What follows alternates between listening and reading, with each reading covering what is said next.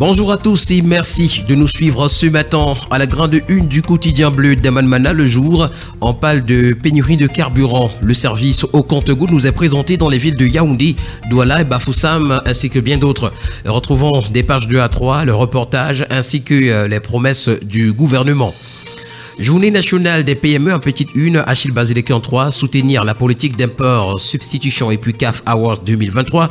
Victor Osimhen, sacré meilleur joueur africain de l'année. Le quotidien Mutation qui parle également de carburant nous renseigne que ça devient compliqué.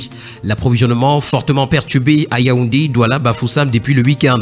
Les explications du ministre de l'Eau et de l'Énergie nous sont également présentées ce matin à la page 7 du quotidien. En page 9, ce matin, on parle de Maurice Kamto, la présidentielle en ligne de mire et puis tentative d'évasion. Eco accuse. Pour le quotidien Econews ce matin, s'agissant d'approvisionnement des stations-service en super, la sérénité revient. Le quotidien nous fait savoir que le ministre de l'Eau et de l'Énergie, Gaston Elondo Essomba, a annoncé le 11 décembre que le super sera de retour dans les principales villes du pays, en panne sèche depuis quelques jours. Cette annonce devrait mettre fin à la situation de pénurie de carburant qui a provoqué de longues files d'attente devant les stations-service ces derniers jours. Qu'est-ce qui a provoqué cette situation d'ailleurs? C'est une interrogation dont le décryptage nous est présenté ce matin aux pages 3 et 4. Pour le quotidien L'économie, s'agissant de transport urbain, la rareté de l'essence a fait grimper les tarifs. Constat a été fait hier 11 décembre 2023 à Douala et à Yaoundé. Et dans un communiqué, Gaston Elondo Essomba, ministre de l'Eau et de l'Énergie, annonce un retour à la normale dès ce jour mardi. Le quotidien Le Messager, dans sa parution de ce matin, s'interroge à sa grande une et surtout s'intéresse à Steven Rodrigue Kwadjo Bienou, l'agneau du sacrifice. Les non-dits de la tentative d'agression impliquant des individus en tenue militaire contre le patron de One Isbet au Cameroun le week-end dernier à Yaoundé nous sont présentés ce matin à la page 2. Affaire Martinez-Zogo également, la défense d'Eco crie à la désinformation.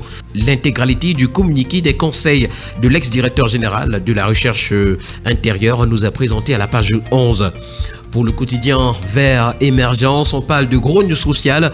Retrouvons ces entreprises publiques dans la tourmente à la page 3. Banane en petite une, la CDC stabilise les exportations camerounaises en novembre 2023.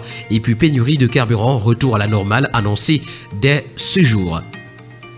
Le bi-hebdomadaire, Le Point, sa grande une, titre ce matin, décrépitude institutionnelle, faux et usage de faux.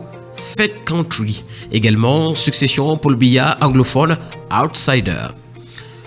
À la grande une de la Terre promise hebdo, on parle de privatisation ou de restructuration. Que veut-on faire de Camtel? C'est une interrogation. Le secrétaire général à la présidence demande au ministre des Finances de surseoir à tout schéma de réhabilitation visant la privatisation de la Cameroon Telecommunication ou de tout segment de son activité. Pour les observateurs, le discours de Louis-Paul Motazé à ce sujet a peut-être été mal interprété. Le quotidien, à sa grande une ce matin, parle du prix mondial du pluralisme et nous fait savoir que Esther Oman Joma ramène le sacre au pays natal et puis développement urbain. Un nouveau Bafoussam grâce au C2D nous est présenté. À la grande une du quotidien L'Info à chaud, la parole est donnée à la fille de Feu Fotso Victor dans une lettre ouverte de Christelle Nadia Fotso à Jean-Bruno Tagne. Laissez tout tranquille, c'est le titre que nous présente le journal. Davantage d'informations s'agissant de ce titre nous est présenté ce matin à la page 9. Dialogue et réconciliation au PCRN, des mesures urgentes pour corriger certaines omissions à l'égard de M. Kona Robert. C'est à retrouver ce matin des pages 4 à 5. D'autres informations également, vous les aurez en consultant les colonnes du journal. Et nous allons terminer ce matin avec le journal Ouest-Eco qui parle de démonstration de force du MRC lors de sa 3e convention nationale. Maurice Kamto réélu à plus de 99%.